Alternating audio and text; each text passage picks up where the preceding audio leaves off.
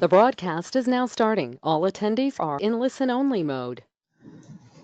Good morning, everyone. Thank you for tuning in to Higher Levels Workforce Management Excellence webinar. My name is Erin Kopek, and I'm the Marketing Director for Higher Level. And I appreciate everyone stopping what they're doing this morning and spending some time with us. Today, we are going to be talking about the competitive advantage and how that translates to employee engagement and success for your business. I have Brandon Dempsey here, partner at Go Brand Go, and he will be introduced momentarily. So a couple housekeeping things before we get started. You are set up in listen-only mode. If you do have questions, there is a question box that you can type in your GoToWebinar panel, and we will be relaying those questions to Brandon throughout the presentation. So feel free to ask those questions. So a couple things. I want to introduce Brandon, and thank you again, Brandon, for being with us. Brandon is a serial entrepreneur and driving force behind his marketing firm, Go Brand Go, specializing in outsourced marketing services for privately held 10 to 100 million growth-oriented companies. He is also the chair of EO Accelerator, where he oversees a global program for entrepreneurship. Brandon's past startup companies include a remote work consulting company, a professional employers organization, a business continuity planning firm, and a website development agency, which are all either sold or merged into larger organizations. Brandon is a featured thought leader in numerous online and print outlets such as Forbes, Inc. and Huffington Post. When he isn't working, he spends his time training for Ironman triathlons and motorcycling in countries around the world. Brandon currently lives in St. Louis with his wife, daughter, and their 2 dogs. So again, Brandon, I thank you, and I turn it over to you this morning. Awesome. Thanks, Erin. So we've got 10 people, looks like, participants on the line so far. We'll see if that grows. We're going to go for a half hour today. My experience with this is every single person on this line right now also has their email up. So if I do a good enough job, I will prevent you from filling and completing a bunch of emails. If I do a terrible job, then this will be a good time for you to knock out some good email. So with that, why are we meeting today to talk a little bit about competitive advantage and employee engagement? I think that the more you can engage your team, the better your team is at winning. And if your team does a better job at winning, that means the organization does a better job at winning. And if the team does a better job of winning, then that means you are freed up to focus on other projects and focus on the important things in your business and in your life. So my experience is from starting and running several different companies, building them up and selling them, and now running a marketing company here out of St. Louis, as well as a global nonprofit headquartered in Washington, D.C., of which we have 72 programs in 36 countries now that we interact with and that we grow. And to lead that team, what I found is a certain set of skill sets, tips, and tricks that we're going to talk about today. And in the experience I'm going to share with you today, the whole point of this competitive advantage is because I believe that if you can get that team functioning in a healthy way, suddenly your time is not spent firefighting with different issues and firefighting with different personalities or firefighting with, hey, this person didn't get this information, or we need to get this key stakeholders. You spend more time thinking and trying to work to get the things done than you do actually getting the things done.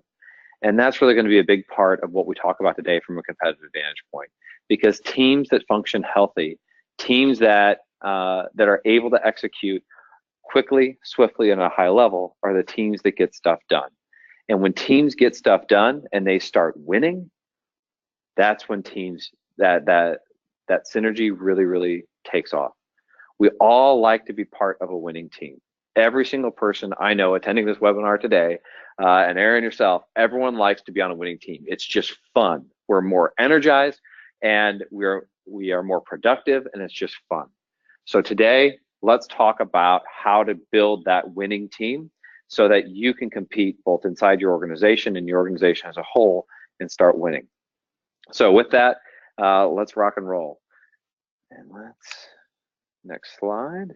So we're going to look a little bit about overall engagement and talk about what the fundamentals are. and we're going to start at a high level, and then we will start to come down to more tactically how you go about executing some of these different strategies that we're going to go through. So it starts first with engagement. And what is important to remember is that, and I tell this to people all the time, that basically everything I'm going to tell you today is very basic, and basically most organizations aren't doing it. Now, when I'm sitting across the table from a lot of people, that quote is a little bit more direct in that what I'm going to tell you is basic, and basically you aren't doing it. And people say, yeah, but I am doing it, but I can't because of this. And there are all these roadblocks and all these reasons. And what I've found is that the people who continue to make excuses for why they can't do the fundamentals or execute the basics are the ones that are getting stuck in their own way. So a lot of the concepts today that I'm going to introduce are really about, okay, it's basic concepts. It's not anything that's rocket science.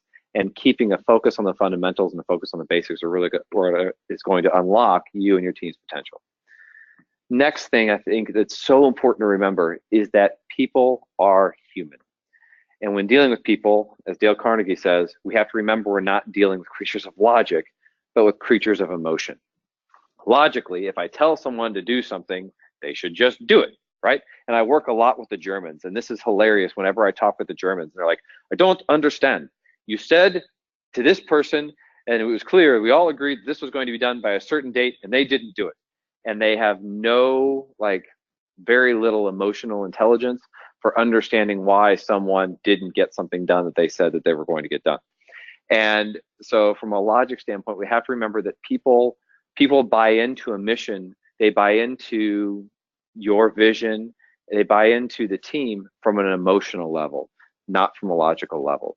And if you can capture them with emotion and they're bought into the overall direction of where the team's headed, then then you can justify with logic and show, hey, here's the logic for how all this fits together. But if people aren't bought in, if their heart and their gut is not bought into your organization, not bought into the team's mission or vision or purpose, then they're not going to be fully checked in and they're not going to be fully present. Which means you as a leader or you as a team member have to work on establishing those emotional connections. And I'm going to talk in a bit about tactically how to get that done. So I like to work from a framework of mission, vision, values. And this gets talked about a lot in a bunch of different seminars I know about mission, vision, values. And that's because it is really that important. So the mission, if I join your team, it's what did I sign up for? Where are we going? What are we trying to accomplish? And what does success even look like? And I can't tell you how many committees and nonprofits and all of the things I've joined as a team member. And I ask, hey, where are we going? What does success look like? And they say, well, I don't know. We just took over this committee and we're the finance committee.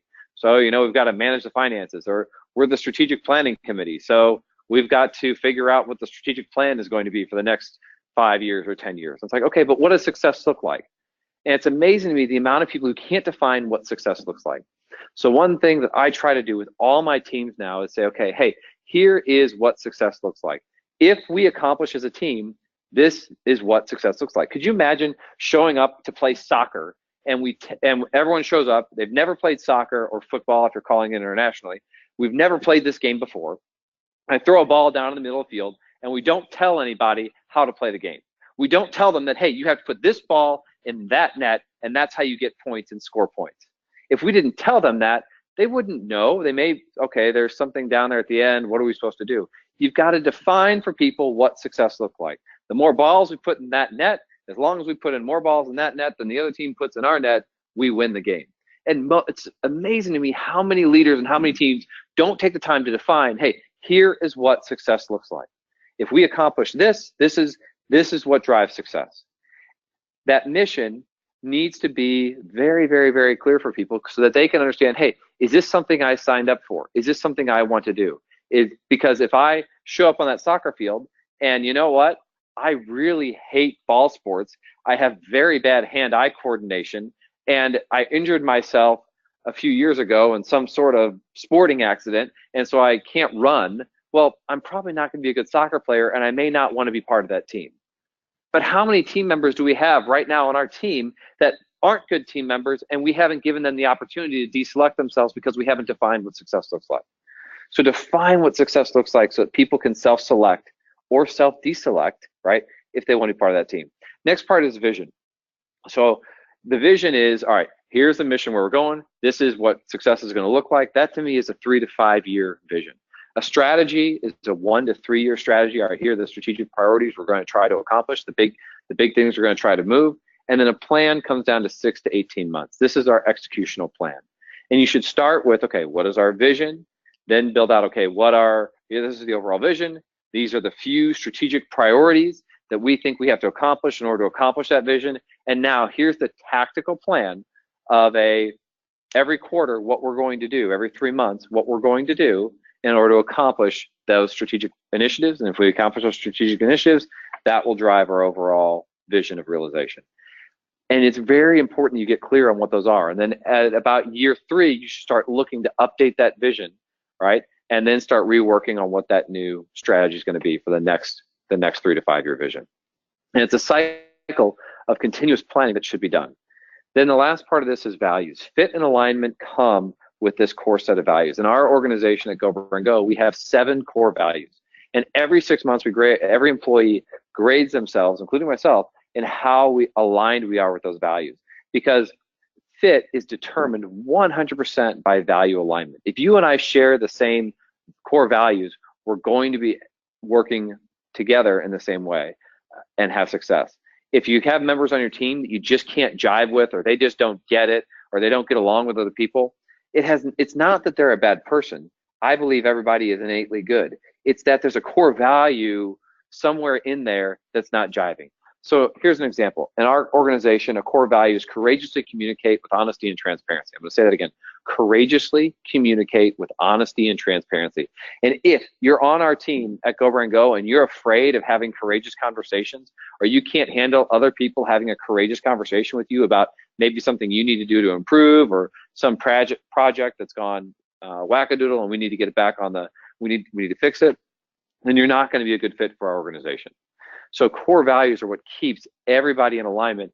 And I like to tell people it's kind of like the bumper lanes. If you've ever gone bowling and they have the bumpers up, right? It's the bumpers. You can operate anywhere within these bumpers, but if you jump and go outside of this, that probably means you're not going to be a great fit for our organization, or you're not going to be a great fit for this team. Next, I think it's important, we talked a little bit about people or emotions, right? We have to establish connection before content, right? Connection before content. How many meetings do you walk into and suddenly we sit down and it's just fly straight into the agenda and let's start running through all the agenda items. Did you get your work done? Did you get your work done? Did you get your work done? And how does that meeting feel? We're not robots, right? We're not, as we stated earlier, humans are not logical creatures. So it takes us a little bit, we're emotional creatures. So in meetings, I like to say, okay, let's make sure that I always make sure I'm at meetings early, whether it's on a conference call or whether it's on a face-to-face meeting. And I try to have some sort of connection before contact. Hey, what's going on in your world today? What's going on with your kids? What's going on with this project? Like, just try to have some sort of connection, because if we can establish an emotional connection, then I know you're going to be more open to the meeting and what we talk about as a team. But if there's no emotional connection before that content, then people are going to be checked out. That's where when you have meetings, we have an hour-long meeting, and the only thing that we decide at the end of the meeting is that we haven't solved the problem, in which case means now we need to schedule another meeting. And everybody on this call right now, if you just heard that and you're doing an email, I'm going to say it again because you've been to that meeting before, where you show up, you walk into a meeting, we have an hour-long meeting, and at the end of the meeting, we haven't come to any decision, which means the answer must be we need another meeting. And I will challenge you that the only reason that happens is because everybody in that meeting wasn't fully present. And if you want people to be present, you have to establish an emotional connection with those people first. There has to be a connection first before that content. A question I like to ask, I'm facilitating a whole session later this afternoon, and the question I'm going to ask everyone to start off with is, hey, everyone in this room, tell me a quick story, share a quick story about your childhood that is a funny story that relates to who you are as a person today. That it was as true back then when you were 5, 6, or 7 as it is today. And it's going to be a way to just open up the room. And you will be amazed that when people share just for 30 seconds a quick story like that, the whole room is going to come together, and we will accomplish in 25 or 30 minutes what would normally take an hour and a half, because everybody's focused, everybody's engaged, and we've taken the time to connect before we go through the content. Next, I think it's really important to use names. This is something that is completely underutilized in our conference call culture today, in our meeting culture today. Too many leaders and too many facilitators of meetings are so focused on the content, or so focused on plowing through an agenda, that we don't take time to use people's names. And an interesting thing happens when you use people's names. They pay attention. So if you're on a conference call and you're talking and explaining something, and then it's, hey, what did you think about that, Jane? And then Jane suddenly goes, because she was really doing email all along the entire time. She goes, I'm sorry, could you repeat the question, right? Or she'll say something like, oh, I'm sorry, I didn't quite understand the question. Could you rephrase it another way? Which is really code for, I wasn't paying attention. I was responding to an email, like some of you are doing right now. And I need you to repeat the question so then I can answer it. Whereas if you put the name first, Jane, and then ask your question, suddenly Jane is clued in to that you're getting asked a question because you said her name, and then after you get done asking the question, she responds a lot quicker. It infuriates me when I'm on conference calls that take twice as long, or meetings that take twice as long, because people aren't engaged. And people who aren't engaged on your team, that means that team is losing, right? That team is not winning if they're not engaged, right? A professional sports team, if they show up to play on game day, and a professional sports team has players who aren't engaged in the game, that team is going to lose, right? It's no different than when we come together as teams. If people aren't engaged, they're going to lose, which means you as a leader, you as a facilitator, you as a participant have to do everything you can to keep people in that meeting engaged. Use their names, and you're going to see a huge difference. Now, I don't know about everybody else on this webinar. I do a lot of calls, international calls. So it's in St. Louis right now. It's about 10 till 10. And I've already had, I think, 3 calls this morning. One call with some folks in Mumbai, one call with some folks in Spain, and another call with some folks down in Mexico. And whenever I do calls with people virtually, if I'm in a conference room, I take a piece of paper, I fold it in half, and I write their name on it, and I put it on the table. If I'm taking a call and I'm just by myself, I'll write all the names down on a piece of paper. Now, what's really unfair is when you've got a group of people in a conference room together around a conference table, and you have other people dialing in on the phone. And it's really unfair for those people who are dialed on the phone, because they can't read people's facial expressions, they can't see the tone of the meeting, and we tend to forget about them because they're not here and we can't see them. Which is why it's so important to put some sort of like name tents or something like that out so people can actually pay attention. Now, we have to be working on keeping those people top of mind, which means we're visual creatures, so put it out there.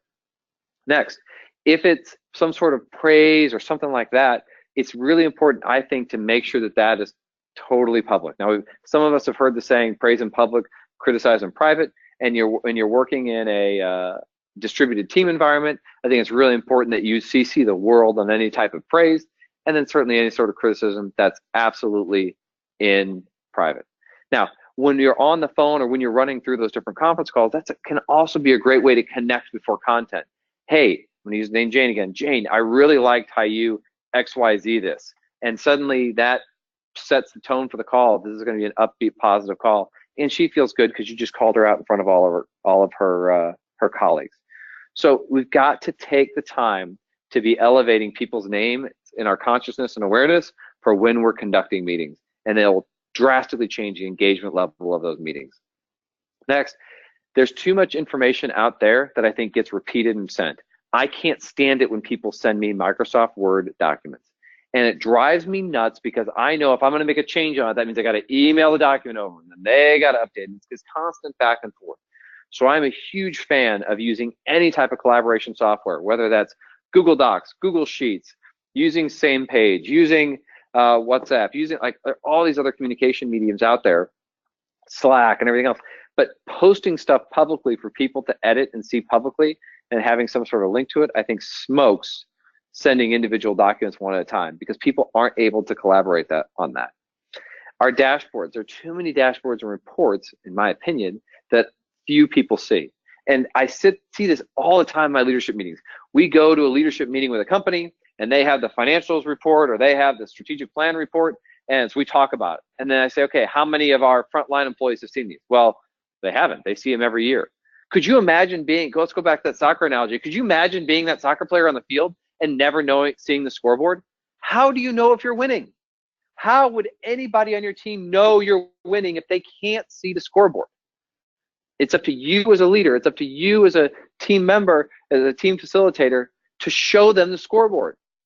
And not show them the scoreboard once a quarter. Who wants to know if we're winning once a quarter? I want to know today. So it needs to be updated on a regular basis of here's how we're winning, here's how we're performing. Because if people don't know where they stand, if they don't know how their team is performing, how are they going to know what they need to do to change in order to win? All right. Lastly is accountability. And this is a quote that I totally stole from my dad. My dad's a professional sales trainer. And he gave me this great quote one day. He said, Brandon, if I tell you something, it's my opinion.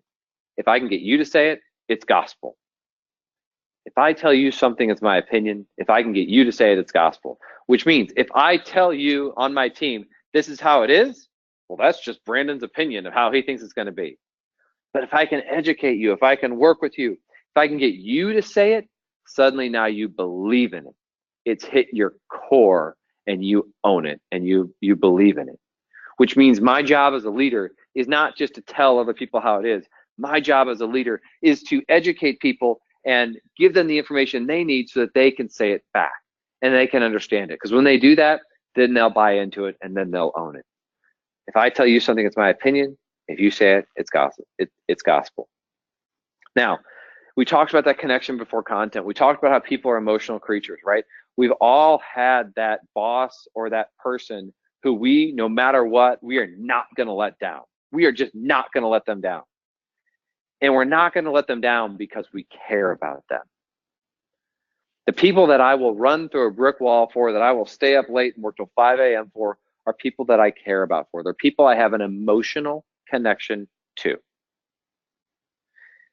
Are you fostering some sort of emotional connection with your people?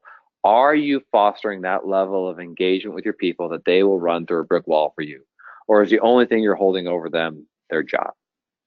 Because if it's only their job, I will challenge you that when it comes time to, do I work on this for an extra half hour or do I just relax a little bit? And it's something that really, really, really needs to be done. They're going to choose to not put in that extra time. They're going to choose not to help and come through when it's really needed because they're going to say, you know what? I'm not really bought in. And me personally, I can't stand being on teams where people aren't bought in. It's not fun.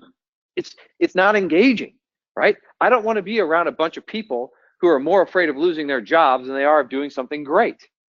And I have found out that a lot of people I work with don't want to be around those people either, which means it's your job as a leader, it's your job as a meeting facilitator or anything like that to really take your part to make sure you have that connection before content and you're connecting with people on an emotional level, because that's when you can build that trust, and that's when people will take the time and will come through when the time matters and when it matters most. And the last thing with accountability is you've got to make it public, right? You've got to make it public, which means people need to be self-selecting. Here's what I'm willing to commit to. Here's what I'm willing to accomplish in front of other people. And when they make it public, suddenly now it's not just about me holding you accountable. You're accountable to the team, right? If we're a professional sports team and we're playing sports, it's not I'm accountable to the coach. It's I'm accountable to every single team member out there, right? And that's the type of teams that win, is teams that fight as a team and win and succeed as a team. And those teams that win, right, are teams that are gaining momentum and are driving their organizations to higher levels and more success than they've seen in the past. Lastly, rhythm. And this is the last slide because I promise you I'd only take up 30 minutes. I think it's important to get and figure out what your team's rhythm is, all right?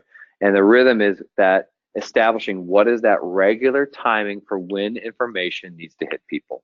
All right, if you are in firefighting mode currently and every single thing is an emergency issue, you are way out of sync and way out of rhythm, and you're wasting a whole lot of your own time and other people's time.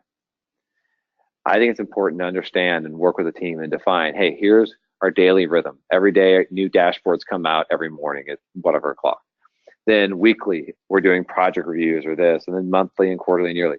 And then setting recurring calendar invites on there. Now, there's a tool down here called followup.cc. This is the most underutilized tool in business today, and this tool will rock your world. You pull up your email, and I go, and we're going to stick with the Jane theme, and I go to send Jane an email. Hey, Jane, I have a question. And then I go in the BCC field 1 week at followup.cc. That email I sent to Jane is going to dump back into my inbox in 1 week.